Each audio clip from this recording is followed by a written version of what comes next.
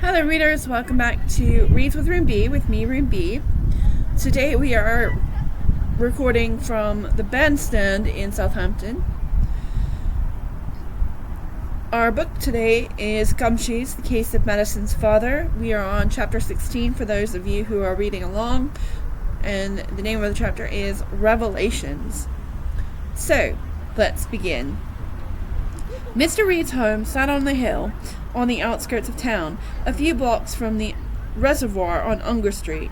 While not older or smaller than other neighborhoods, the town's residents looked down on the homes close to the reservoir as refuges for outcasts and lowlifes. It was not an unwarranted comparison. Still, it was one of the few affordable homes for a single father of a young daughter. Price was even more important to a teacher who had been forced to take a tremendous pay cut by starting over in a new town. The home itself was quaint. It was not as large as Stuart's home, but it was not a rambler or duplex either. It was a two-story, red-shuttered colonial. The roof jutted over the front door, which was supported by four thick, whitewashed wooden posts. Timothy and Madison sat inside the bushes outside of Mr. Reed's house.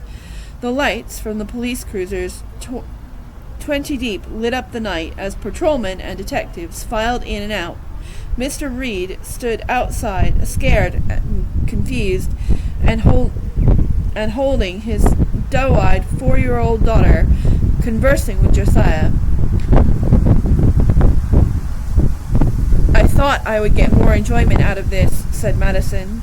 "There's no satisfaction in revenge, even if it does help it solve the initial crime," said Timothy. "Once you reunite with your father, you will feel elated." "You know, we're not so different, Timothy," said Madison.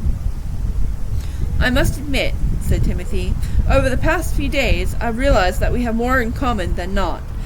That must be why Stuart likes you so much." Madison blushed. "Really?" "Yes. You must remind him of me. It's the only conclusion that makes sense as to why he's abandoned me." Timothy's head dropped, caught off guard by his emotions. "He hasn't abandoned you," Madison said. "We would never have been here without your great work. Besides, he can get a little annoying at times. Count yourself lucky you don't have to hang out with him every day. I'll be more than happy to give him back to you once this is over. You're trying to comfort me. It has worked. Thank you." As Timothy smiled and nodded at her in appreciation, they heard rustling in the bushes. Startled, they turned around. Stuart wedged himself between them. "What did I miss?" "Oh, nothing," Madison smirked and turned her attention back to the house. The detective laughed and shook Mr. Reed's hand before he walked to his car. "What are they doing? This is the guy that kidnapped my father. Why are they leaving?" "No, no, no, no, no!" Madison tried to stand, but Stuart dragged her back to the ground. "Listen, if we go out there now, the police will stop us from talking to him on our own. We have to wait until the coast is clear, and then we'll get in there, I promise." Madison unhappily settled herself, watching the police pack up and drive away. Half an hour later, the last police car vacated Mr. Reed's driveway. The moment it was out of sight, Madison stood and made a beeline for the house. "Now it's time. I'm going." "Wait for us," said Stuart. Madison ran up the front stoop and banged on the door. Stuart and Timothy, huffing and puffing, closed the gap between them. From inside they heard muffled sounds of Mr. Reed running down the stairs. "Come on! What do you want? What do you want now? Haven't you disturbed my daughter's sleep enough?" Mr. Reed flung open the door in anger, but that anger quickly turned to confusion when he saw the gumshoes. "Madison! Stuart! Timothy! What are you doing here?" Madison took an uninvited step into Mr. Reed's house. "Where is he, Mr. Reed?" "Where is who?" Mr. Reed said. "You know who! My father! Where is my father?" Listen, I don't know what you heard, but the police were wrong. I don't. Madison stomped on the hard foyer floor. I know what I saw. I know what I heard. I know. Mr. Reed grabbed Madison's shoulder, trying to calm her down. What are you talking about? I've had a day, and this is about all I can take. Stewart pulled Mr. Reed off Madison and stepped between them. We know about your case and your grudge against Mr. Alberts. We saw the posters in your classroom. Letters were ripped off that corresponded to a ransom note the police received.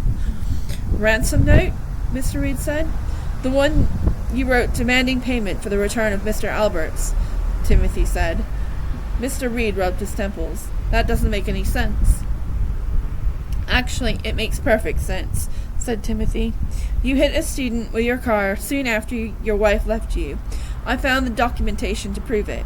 You were forced to give up your life and move to a new town. It's understandable that you would be angry with Mr. Alberts. Why? Because he defended you from the school district in your wrongful termination case, Madison blurted out. Mr. Reed slammed his fist against the wall.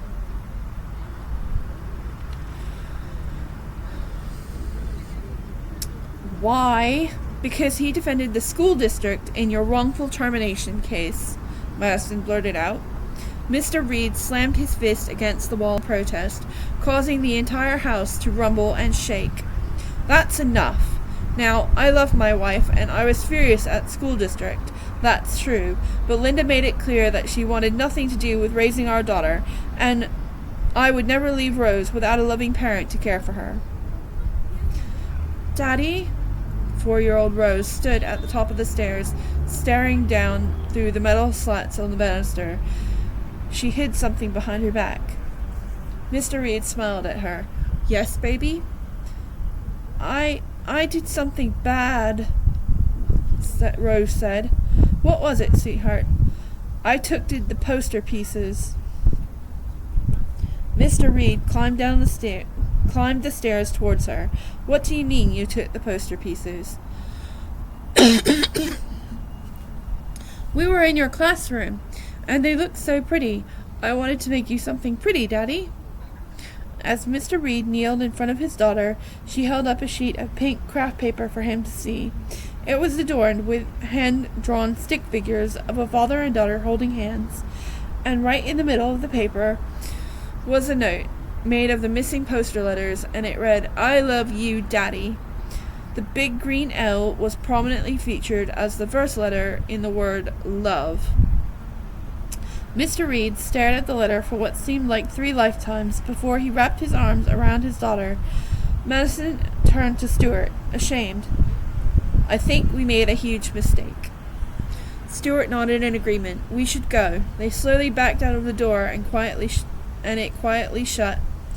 As the door clicked, Mr. Reed clutched his daughter tightly in his arms. Stewart turned away from the house and walked across the lawn.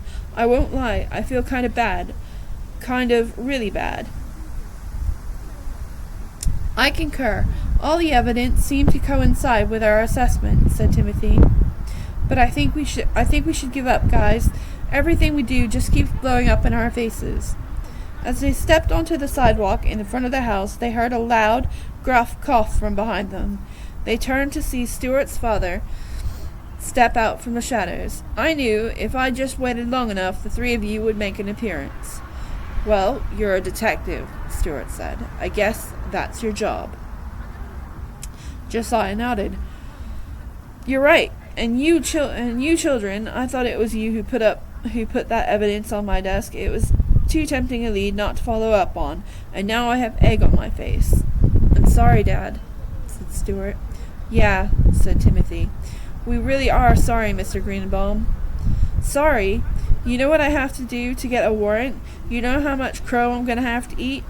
Do any of you have any idea of the size of the crap storm that's going to rain down on me? No. I think we're a little past sorry, kids. Now, come on, let's get you back home before I slap cuffs on all of you hooligans. The wind is really doing a number on my hair, readers. Josiah nudged them toward his car. I should haul you all downtown. Lucky for you, I'm off duty. Timothy, Stuart, and Madison rode in the back seat of the police car. Stuart sat behind his father, his sagging head propped up by the cold window. He stared out into the night, wondering where he had gone wrong. As the car passed Mr. Albert's office, a light bulb went off in Stuart's head. He turned, beckoning Timothy and Madison to lean closer to him. I know who did it, this time for real.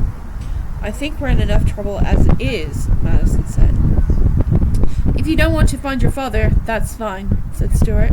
But everything we've done has led us to this moment.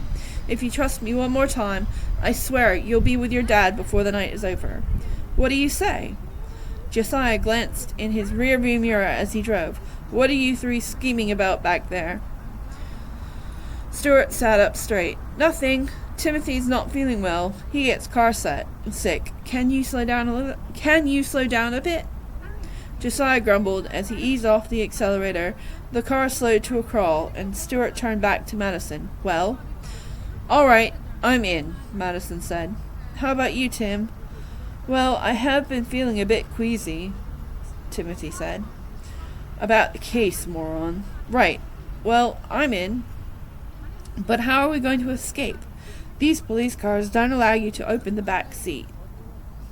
After my dad locked himself in here a few years ago, he built in a fail-safe. Just get ready to run. Stuart reached under his father's seat, and he grabbed onto the door release lever and pulled it, and the back doors popped up.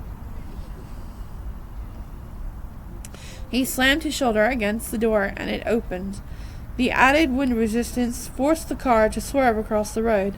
Josiah spun the wheel hard as he tried to regain control of the car. What are you doing, Stuart? Sorry, Dad. I have a case to solve. Stuart jumped out of the car and rolled to a stop, standing as the car screeched to a stop. His father jumped out and ran toward him. Timothy and Madison jumped out of the back seat without being seen and ran into the night. Stuart darted through the yard of a nearby house, jumped the fence, and disappeared into the backyard. And that is our chapter of Gumshoes. Like, subscribe, and see you next time, readers. Stay safe and be awesome. Bye!